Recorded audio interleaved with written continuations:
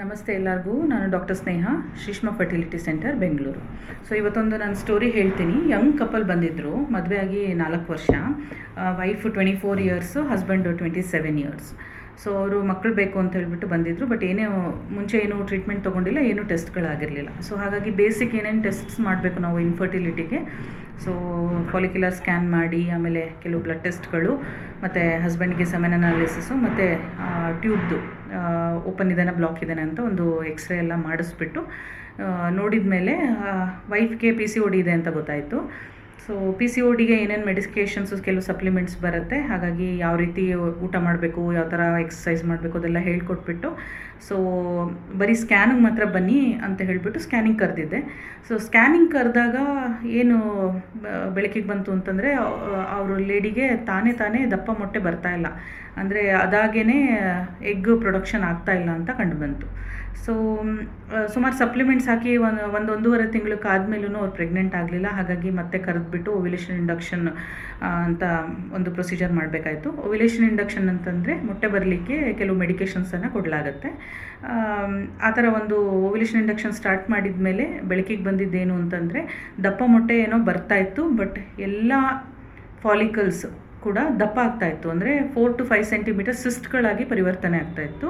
ಆ ಸಿಸ್ಟ್ಗಳಾದಮೇಲೆ ಏನಾಗುತ್ತೆ ಅಂತಂದರೆ, ಒಳಗಡೆ ಇರುವಂತಹ ಒಂದು ಎಗ್ ಪ್ರೊಡಕ್ಷನ್ ಚೆನ್ನಾಗಾಗೋದಿಲ್ಲ, ಮತ್ತು ಅದು ಎಷ್ಟು ಇಂಜೆಕ್ಷನ್ ಕೊಟ್ಟರು ರಪ್ಚರ್ ಆಗ್ತಾ ಇರಲಿಲ್ಲ, ಅಂತಂದರೆ ಮೊಟ್ಟೆ ಹೊರಗಡೆ ಬರ್ತಾ ಇರಲಿಲ್ಲ. ಸೊ ಈ ಥರ ಒಂದು ಸಮಸ್ಯೆ ಇದ್ದಾಗ ಏನಾಗುತ್ತೆ ಅಂತಂದರೆ, ನೀವು ಮೊಟ್ಟೆ ಹೊರಗಡೆ ಬರಲಿಲ್ಲ ಅಂದರೆ ಪ್ರೆಗ್ನೆನ್ಸಿ ಆಗೋದಿಲ್ಲ. ಸೊ ಇದೇ ಒಂದು ಓವ್ಯುಲೇಷನ್ ಇಂಡಕ್ಷನನ್ನು ಒಂದು 4 ರಿಂದ 5 ಸಲ ಮಾಡಿದ್ರೂ ಕೂಡ ಸೇಮ್ ರಿಸಲ್ಟ್ ಬರ್ತಾಯಿತ್ತು. ನಾವು ಮೆಡಿಕೇಷನನ್ನು ಚೇಂಜ್ ಮಾಡಿದ್ರೂ, ಇಂಜೆಕ್ಷನನ್ನು ಚೇಂಜ್ ಮಾಡಿದ್ರೂ ಯಾವ ರೀತಿಯ ಕೂಡ ಬೆನಿಫಿಟ್ ಆಗಲಿಲ್ಲ. ಹಾಗಾಗಿ ಏನಾಯಿತು ಅಂತಂದರೆ, ಕೊನೆಗೆ ಕಪಲ್ ಜೊತೆ ಡಿಸ್ಕಸ್ ಮಾಡಿ PCOD ಇರೋದ್ರಿಂದ ಒಂದು ಲ್ಯಾಪ್ರೋಸ್ಕೋಪಿ ಮಾಡಿಬಿಟ್ಟು ಒವೇರಿಯನ್ ಡ್ರಿಲ್ಲಿಂಗ್ ಅಂತ ಒಂದು ಪ್ರೊಸೀಜರ್ ಮಾಡೋಣ ಅಂತ ಡಿಸಿಷನನ್ನು ತಗೊಳ್ಳಾಯಿತು. ಒವೇರಿಯನ್ ಡ್ರಿಲ್ಲಿಂಗ್ ಅಂತಂದರೆ ಲ್ಯಾಪ್ರೋಸ್ಕೋಪಿ ಮಾಡಿ, ಅಂದರೆ ದುರ್ಬೀನ್ ಆಪ್ರೇಷನ್ ನೀವೆಲ್ಲರೂ ಕೇಳಿರ್ತೀರ.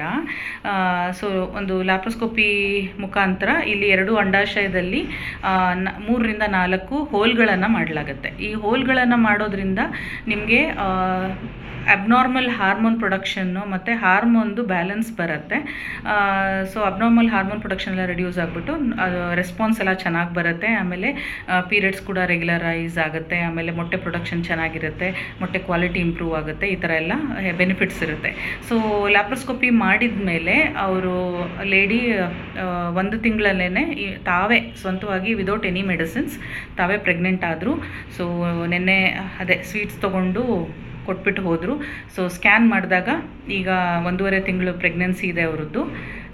ಚೆನ್ನಾಗಿದೆ, ಸಿಂಗಲ್ ಬೇಬಿ. ಸೊ ಲ್ಯಾಪ್ರೋಸ್ಕೋಪಿ ಅಂತ ಯಾರಾದರೂ ಸಜೆಸ್ಟ್ ಮಾಡಿದ್ರೆ ನಿಮಗೆ ಫರ್ಟಿಲಿಟಿ ಸ್ಪೆಷಲಿಸ್ಟ್ಗಳು PCODಗೆ, ನೀವು ಹೆದರ್ಕೊಳ್ಳೋವಂಥ ಅವಶ್ಯಕತೆ ಇಲ್ಲ. It's a very simple procedure. ಬೆಳಗ್ಗೆ ಅಡ್ಮಿಷನ್ ಆದರೆ ಸಂಜೆ ಅಷ್ಟೊತ್ತಿಗೆಲ್ಲ ಡಿಸ್ಚಾರ್ಜ್ ಆಗುತ್ತೆ. And recovery is also very excellent.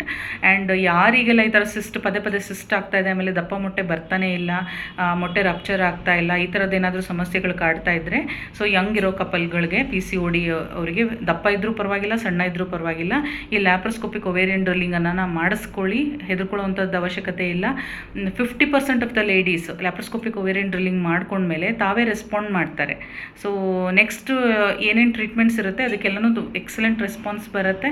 ಆಮೇಲೆ ತಾವೇ ಸ್ವಂತವಾಗಿ ಗರ್ಭಿಣಿ ಆಗೋ ಚಾನ್ಸಸ್ ಇರುತ್ತೆ ವಿದೌಟ್ ಎನಿ ಮೆಡಿಕೇಷನ್. ಸೊ ಮುಂದೆ ನಿಮ್ಗೇನಾದರೂ ಇದ್ರ ಮೇಲೂ ಏನಾದರೂ ಹೆಚ್ಚಿಗೆ ಕ್ವಶನ್ಸ್ ಏನಾದರೂ ಇದ್ದರೆ ನಮ್ಮನ್ನ ರೀಚ್ ಔಟ್ ಮಾಡ್ಬೋದು. Thank you.